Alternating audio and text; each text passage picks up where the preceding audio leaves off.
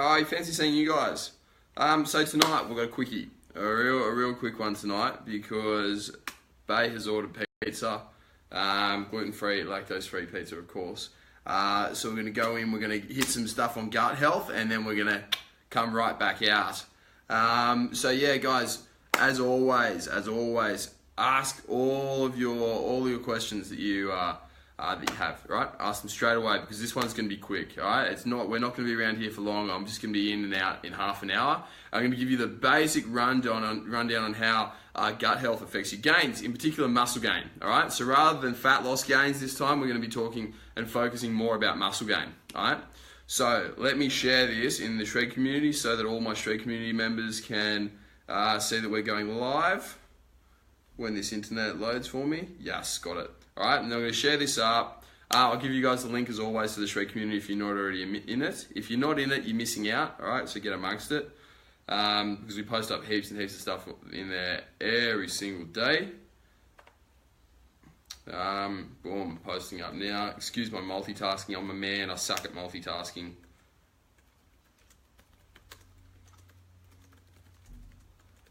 Rightio.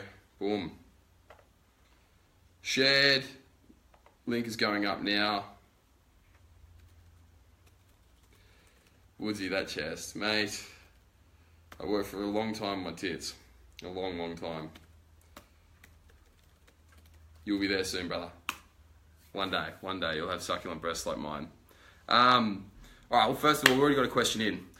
Damien Draper saying, total calories for the day or meal timing other than obviously a pre-workout meal. What do you mean by that, big fella? Expand on that and we'll get back to it. Okay? Well, look, we've already got 25 people online, you absolute legends. So let's get into it. Let's go hard. Gut health and gains. Now, one thing that a lot of people don't really think about is that they think that in their off season when they're trying to bulk and get bigger and grow and all that stuff, they can just eat whatever they want. So people are like, oh, okay, in order to grow more, I need to eat more calories. And they're like, well, I'm not hungry often, so what I'm going to do is I'm going to eat shit food just so I get in the most calorie dense food possible. And what these muppets do is they end up ruining their gut.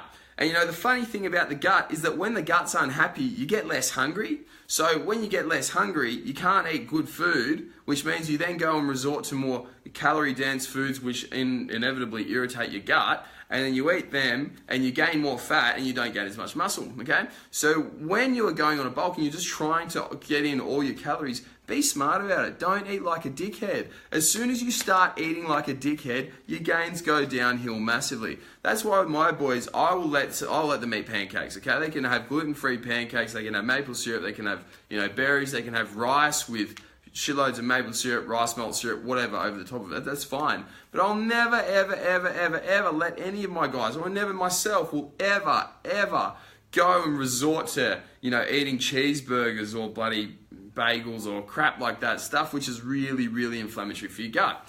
Now, the reason for this is, number one, when your gut gets unhappy, the first thing that you'll notice is that you immediately start gaining fat. Right? It just happens all the time. Anyone with an unhappy gut will gain way more fat, okay? The second thing that happens is that you'll also gain way more water, and it's not the good type of water in your muscles. In fact, your muscles look flatter, okay? So you actually will end up gaining water, like subcutaneous water, and your skin will get really puffy. And the areas that it does this predominantly starts off in your midsection, then goes to your chest, then goes to your back, then finally goes to your arms, okay? And that's how it works. So if your gut health is absolute rubbish because you're putting all this shit food in there trying to get bigger, you're actually being counterproductive, okay? On top of this too, if you are looking to bulk on super high calories, but your gut isn't ready for it, okay, you will actually end up, because you gain fat, you'll actually end up reducing the amount of testosterone that you have. This is in men. So men, if you are getting excessively fat because you're ruining your gut, okay, you will reduce your testosterone levels and increase your estrogen levels, because what happens is when you damage your gut and when you gain excessive fat, right, you increase the production of this enzyme called aromatase. What aromatase does is it takes testosterone here, right, and it chops it up in little bits and it helps convert it into estrogen over here, okay? And now, obviously, the effects of this are, number one, big, massive increases in water retention. Number two, you actually get like a sloppier looking physique. Number three, increased fat storage, so further increased fat storage. Number four, slightly reduced gains, okay?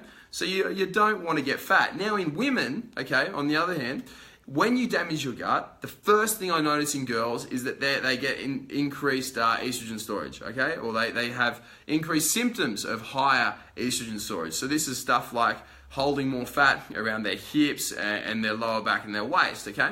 And on top of this too, girls often start breaking out and they start having like really bad periods and really bad migraines, headaches, massive mood swings, all that sort of thing. And then when they get leaner and they fix their gut, so both men and women, there are massive estrogen-related side effects, which I see all the time, okay? Now, on top of this too, when you damage your gut... All right, we're back. All right, when you damage your gut, all right, and you cause massive amounts of inflammation, what happens is that you once again ruin your androgens. You shoot your cortisol levels through the roof. Now guys, for those of you who aren't familiar with cortisol, what cortisol does is it gives us energy in the morning, okay? It breaks down fat, it breaks down carbs, it breaks down glycogen, so stored carbs, and it breaks down muscle. So it's a catabolic hormone. Now what happens is, normally when you have this in a good amount, it actually serves a good purpose and keeps us healthy. However, when you have elevated levels of inflammation, you shoot your cortisol through the roof because it tries to break down the inflammation. When it does this, it makes you catabolic, and it also, at the same time, makes you, it can induce slight insulin resistance. So what you end up doing is you end up reducing your muscle gain, you end up reducing the amount of glycogen which you hold in your muscles, so you look skinny, you look flat, and you look watery, all right? So it absolutely sucks. That's the other third big thing that the cortisol does, is it makes you look really watery, okay? Which is not good at all. It doesn't matter if you're just an everyday lifter or you're a bodybuilder or you're an athlete or whatever. You don't ever want to carry excess water because it does nothing for you whatsoever. It doesn't help you. Subcutaneous water does not help you at all. On top of that too, you want to look your best at all times because fuck, why not? We all want to walk around with a six-pack at all times. We all want to be shredded. Why would you sacrifice that just for a few cheeseburgers, all right? So what I want to make sure that you guys do is that you should optimize the food that's going into your body. When you're eating to gain muscle, yes, you will have to eat more, all right? That's a fact.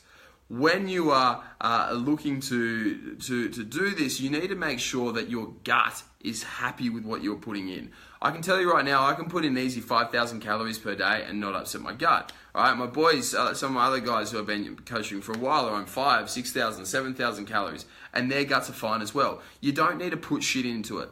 Now, this goes back as well. When you are one of those guys who find it really hard, or if you're a girl who finds it really hard to eat high amounts of food, all right, the reason why this is because your stomach's constricted, all right? The biggest appetite suppressant, or the biggest thing which reduces our hunger, is a very tight stomach and stress, okay? So you need to make sure that your 5 stresses are always in balance. These 5 stresses I keep harping on about: your emotional stress, your psychological stress, your digestive stress, your nutritional stress, your sleep stress, and your physical stress, okay? You need to make sure that they're all in balance, because if they're not, you're gonna get a tight gut, you're gonna find it really hard to eat good quality food and large amounts of good quality foods, and you're actually gonna end up getting sweet food cravings or shitty food cravings, and these foods inevitably end up hurting your gut, okay? So make sure that you don't screw around with that. Now, that's mostly it for what I wanted to cover over on gut stuff, but I'm sure there are going to be questions about it. So comment them below and I'll help you out. Oh, what I should say is as well, taking supplements to aid the bulking process. The best supplements to make you grow are things which make your digestive system work better, okay? So if you're taking your betaine HCl, if you're taking anything that increases the production of GABA, makes you more relaxed, and if you're taking some sort of sleep aid such as melatonin, those 3 things are going to make you grow more than any fucking mass gainer or muscle builder or test booster or any bullshit like that, okay? The reason why that is because, number one, if you're digesting your food and you're reducing inflammation right at the start, heart of it, at the stomach, then you're going to be much better off. The best thing about betaine HCl is it actually reduces the production of histamine, okay? Histamine is the stuff that makes you hold water. So you're actually nipping that in the bud immediately, and you're also making your stomach a whole heap happier so you can put more quality food straight on in. Now, the GABAergic, the GABA stimulating supplements, what these do is these chill you out. These make you relaxed. when you are relaxed and you're less up expending less energy, okay, you end up relaxing more, you end up being able to digest everything better, you feel a whole heap better, and your gains are inevitably better when you're more relaxed. You also have better testosterone levels, better androgen levels, and lower stress hormones, okay? So it improves that absolutely out of the park. Now the other one, with the sleep, with stuff like melatonin, by regulating your sleep and getting better sleep, you just grow much better. We all know that because your body heals better. You know, your gut microbiome, you get better diversity in there. Your gut heals better, all that sort of thing. So you need to maximize your sleep quality as well if you want to grow, okay? So now, let's get into some of these Q&A questions, okay? Number one, Martin Gelfer, what do you think of waist trainers? A lot of pros and physique models are apparently using them. Waist trainers are shit. They don't do anything, all right? Let's think about it. If you want to lose size from your waist, lose some fucking fat, because in the end of the day, you can't change the size of your hips. Your hips are bone, right? Your hips are bone. You cannot change that. If you've got big hips, you got big hips and you're stuck with them. If you've got little hips, you got little hips and you're stuck with them. You can't change that at all, okay?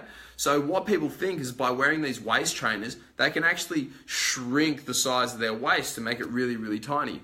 Well, you can't. And the other thing is, waist trainers don't burn fat. Just because you're wearing a waist trainer doesn't mean that your fat is instantly just going to go somewhere. I mean, in the end of the day, if you are having a large, thick waist from being fat, it's going to be there whether you wear a waist trainer or not, okay? So don't bother don't bother with waist trainers at all. The other thing too that they do is they actually really fuck with your gut. They really, really screw with your gut. If your gut's constantly being pressured all the time and constantly being cramped, it gets upset very, very quickly. Like really, really quickly. And you guys all know what happens when you upset your gut. Everything starts going downhill. Carmen, great question. How are you, big fella? I haven't heard from you in a while. Loving this info since taking care of my gut, the biggest game changer. Protein. How much is your recommendation for a natty guy on a cut? I know it can vary, but ballpark figure. My recommendation for somebody on a cut, it really varies. All right, man? It varies all the time. So as a general recommendation, mate, I would say, 2 to 3 grams per kilo. But some guys do really well on up to 4 grams per kilo of body weight. All right? So I know for me, back when I was at my leanest, I was consuming about 3.5 grams per kilo of body weight. And that helped me an absolute shitload. I got leaner, I got bigger, everything started working a whole heap better. When I dropped it down, my results weren't quite as good, okay? So it really depends from person to person. However, at the same time, if I look back at myself now, if I were to try and eat that much protein, I probably wouldn't fare as well because I have tried doing that. My digestion just doesn't handle it as well anymore. Perhaps I'm secreting less HCl. So it really depends on you. It really depends on the time and the person, everything, man. But anywhere between 2 and 4 grams per kilo of body weight is best. In my opinion, go for as high as you can while still maintaining your digestion. Cool? Alex D, how are you, big fella? I've got to catch up. How do you boost dopamine besides through food? What's the best sup on antidepressants? The best supplement, man, is tyrosine by far. That is probably the best and the safest one. After that is theocrine. Oh, theocrine, tyrosine, tied for number 1. They're the 2 best dopamine boosters by far. They will help you an absolute heap, man. I'm a big fan of both of those in a very, very big way. What else have we got? Damien Draper, here we go. I've read a lot about people saying how important meal timing is, but I've also read that at the end of the day, as long as you've eaten enough calories, you're still going to make gains, and timing isn't important other than a pre-workout meal. What's your opinion? Okay, thanks, legend. Nice tits. Cheers, bruh. I love my tits too. Meal timing versus total caloric intake. Guys, in the end of the day, assuming your gut health is really, really good, the most important thing that you need to look after is your total caloric intake. If you want to grow more, you need to eat more food, eat more calories. If you want to lose fat, you need to eat less. After that, it then comes back into how you time your meals. So I will notice within my own trainings and with training those other people is that if you eat more frequently throughout the day, up to around 3 to 5 meals per day, you get the best results. That's what I see the best. If you are intermittent fasting and trying to gain muscle, you will actually have a harder time doing that than what you do eating 3 to 5 meals. Or that's what I've seen throughout the last, 1,000 or so people that I've trained. When you are looking to lose fat, it can go either way. Some people really benefit from intermittent fasting because intermittent fasting reduces their levels of inflammation via autophagy, and it's very, very, very effective at reducing water retention and skin thickness.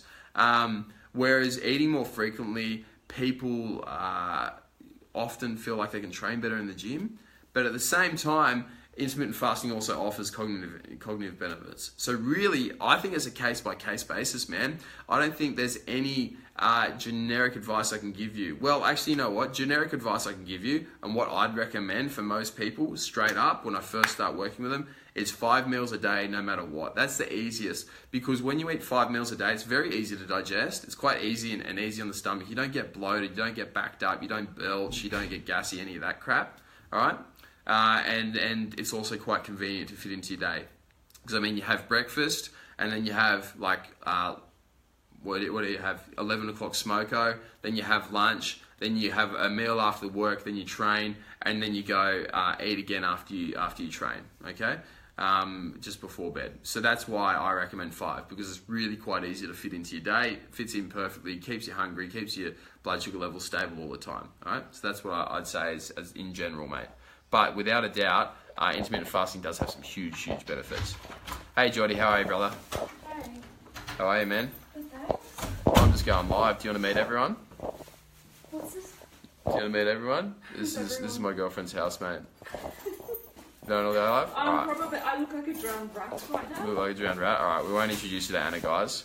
Maybe not right now. I don't have my brother. Fatty. Best lower AV. Best lower ab exercise. Brother, don't worry about that, mate. Just eat less and get lean. Zane. Stomach grumbling after eating. Is this a symptom of bad gut health? Actually, this is a symptom of good gut health. If your stomach starts grumbling about half an hour to an hour after eating, that's actually a sign that your what's called your migrating motor complex is going. And this is like the thing that sweeps out your gut and makes it really, really healthy. Okay, so it's actually a good thing. If you're getting bloated, you're getting gassy and all that rubbish, then that's bad gut health.